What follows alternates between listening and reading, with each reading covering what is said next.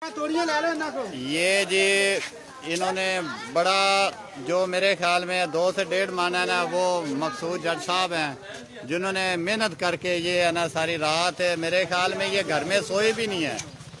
तो ये 20 रुपये किलो के हिसाब से यहाँ पर फ़रोख्त हो रही है। और ये जोशीले नौजवान हैं जो कि ये बेरोज़गार नौजवान थे, इस महंगाई की चक्की में पिस रहे थे, वो सब आज इस काम पे लगे हुए हैं। वो कहते हैं कि अल्लाह करे कि ये इधर से जाए ना और हमारा रोज़गार इसी तरीके से चलता रहे।